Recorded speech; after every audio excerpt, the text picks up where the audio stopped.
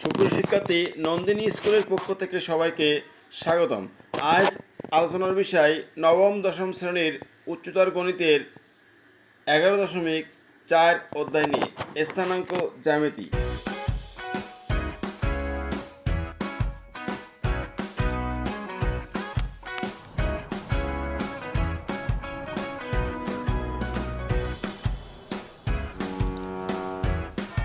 প্রিয় শিক্ষার্থীরা, অধ্যায় শুরুতেই আমাদের সরলরেখার আদর্শ সমীকরণ সম্পর্কে ক্লিয়ার ধারণা রাখতে হবে। এক্ষেত্রে আমরা সরলরেখার আদর্শাকার অনেকগুলো শিখছি বা দেখেছি, তবে এখন আমাদের জানতে হবে x by a plus y by b equal one, এটা নিয়ে আমরা এখন কাজ করব।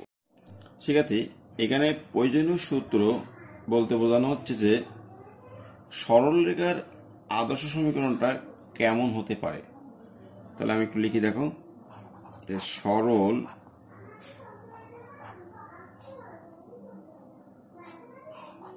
রেখার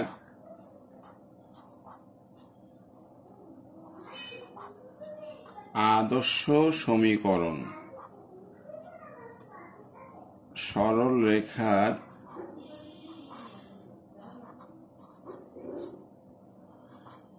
আদর্শ সমীকরণ। এই ফিগারটা আসলে কেমন থাকবে, যে এই ফিগারটাকে অবশ্যই এরকম ধরনের আনতে হবে, x by a plus y by b equal one. এই ধরনের আকার আনার অর্থটা হচ্ছে যে এখান থেকে দুইটা জিনিস ক্লিয়ার হয়ে যাবে, এক্স অক্ষের ছেদবিন্দু আর ওয়াই অক্ষের ছেদবিন্দু। তাহলে লিখতে পারি, এটা অনুসারে লিখবো যে এক্স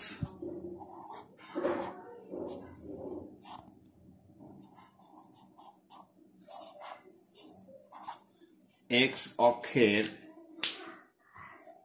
ছেদবিন্দু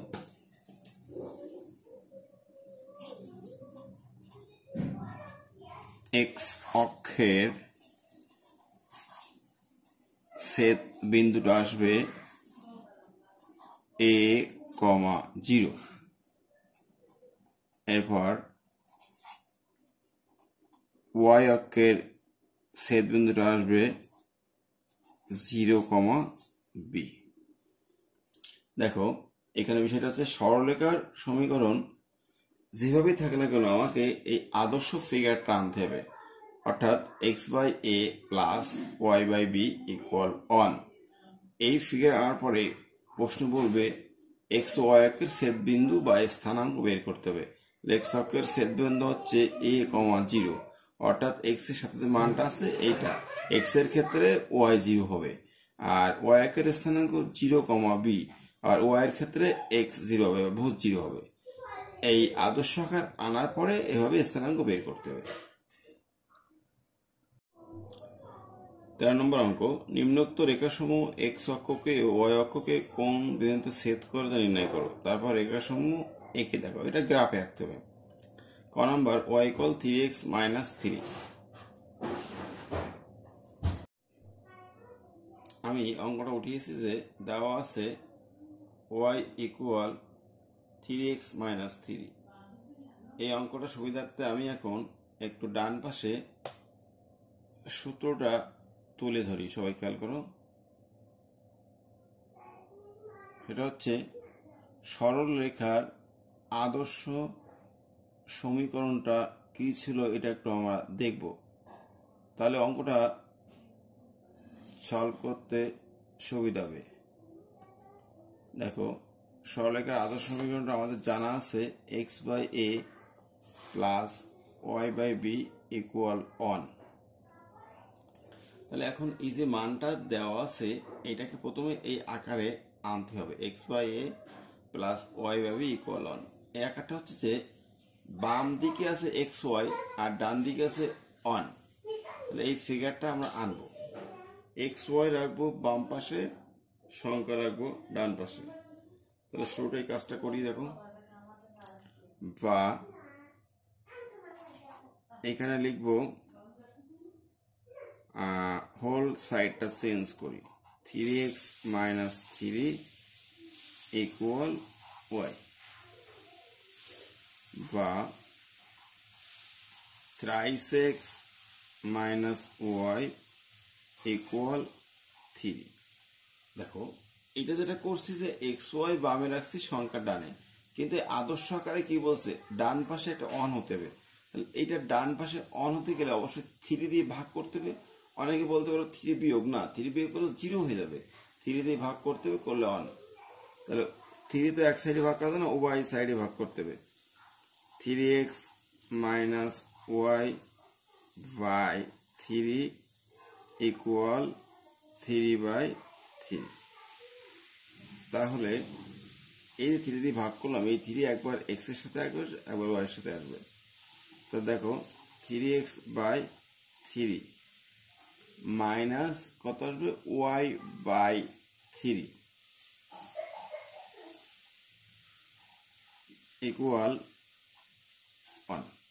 তাহলে এখানে কি হচ্ছে, 3 3 কাটতে পারি।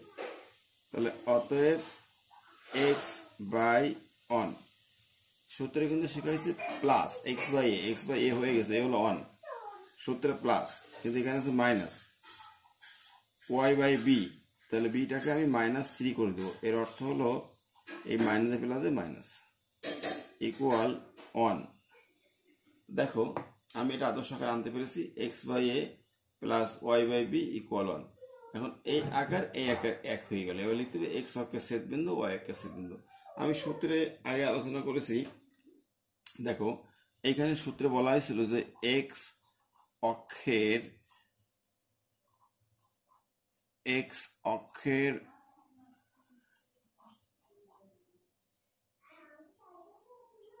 ছেদবিন্দু, এক্স অক্ষের ছেদবিন্দুটা বলা হয়েছিল আসলে a,0। এরপরে ওয়াই অক্ষের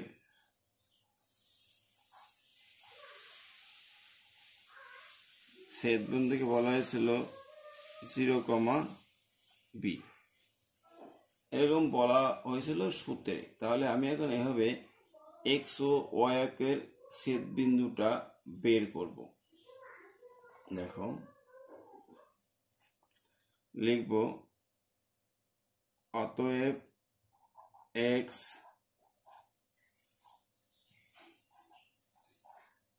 অক্ষের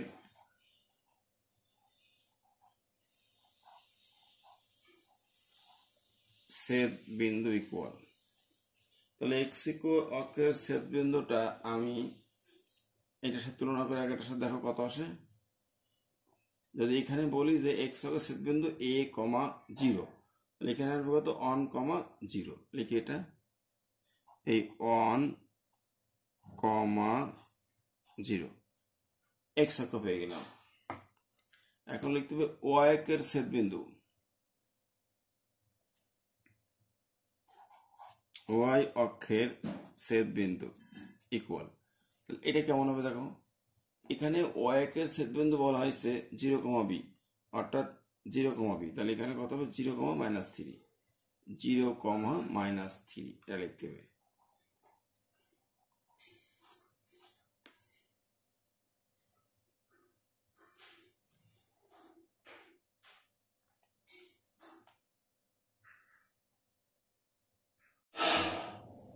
খ নম্বর 2y ইকুয়াল 5x প্লাস 6, এটাকে আদর্শ আকারে আনতে হবে। ঠিক আছে, খ নম্বর দেওয়া আছে 2y ইকুয়াল 5x প্লাস 6, এটাকে আদর্শ আকারে আনতে হবে। তাহলে লিখি, শুরুতেই হোল সাইড চেঞ্জ করলাম, বা 5x minus 2y equal -6, side change করছি। এখন আগের মতো ডান সাইডে অন করতে হবে, তাহলে -6 দিয়ে ভাগ করতে হবে। 5x minus 2y by minus 6 equal minus 6 by minus 6 বা 5x minus 6 minus 2y by minus 6 equal 1। এখন যেটা করতে পারি আমরা একটু কাটাকাটি করা যেতে পারে, যেমন 2 দিয়ে 6 এ কাটলে 3, আর এখানে কি থাকছে দেখো x বাই, আমার কিন্তু উদ্দেশ্য x বাই a, শুধুমাত্র a থাকবে, তাহলে x এর সাথে যে মানটা গুণ থাকবে সেটাকে সবসময় এর সাথে ভাগ করে দিতে হবে, অর্থাৎ -6/5। কেন বলছি, যদি আমি পরের লাইন এটাকে উল্টে দিই, দেখো এটা উল্টে দিলে কত হবে, x ইন্টু 5/6, তার মানে 5x/6 minus minus plus y/3 equal 1। তাহলে আদর্শ আকার চলে আসছে। এখন আমাদের প্রশ্নের সাইজ এটা ফিল আপ করতে হবে। প্রশ্নের সাইজ অনুযায়ী আমরা এখন বের করবো x অক্ষের y অক্ষের ছেদবিন্দু। লিখি তাহলে, দেখো এটা থেকে আমরা লিখতে পারি x অক্ষের ছেদবিন্দু, লিখব x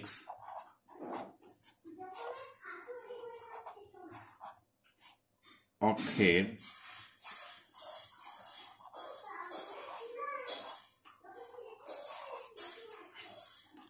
ছেদবিন্দু a,0, তাহলে -6/5, 0। এরপর লিখব y অক্ষের ছেদবিন্দু 0, b অর্থাৎ 3। এটা অ্যান্সার। গ নাম্বার 3x - 2y - 4 = 0, এটাকে আদর্শ আকারে আনতে হবে। সেক্ষেত্রে দেওয়া আছে 3x - 2y - 4 = 0, এটাকে আদর্শ আকারে আনতে হবে প্রথমে। আদর্শ আকারে আনার জন্য আমাকে x y বামে আর ডানের সংখ্যা, তা লিখব বা 3x - 2y = 4। ডান পাশে অন করতে হবে, তাহলে অবশ্যই আগের মতো করে উভয় পক্ষে 4 দিয়ে ভাগ করতে হবে, বা 3x - 2y / 4 = 4/4। তাহলে 4টাকে আলাদা করে দিই, 3x/4 -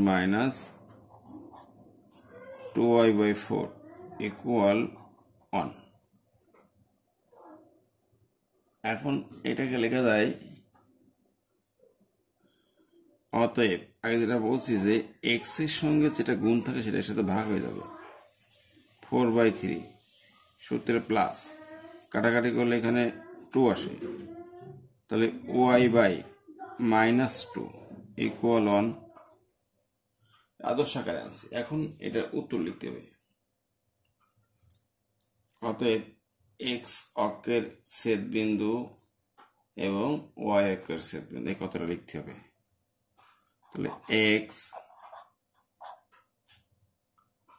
অক্ষের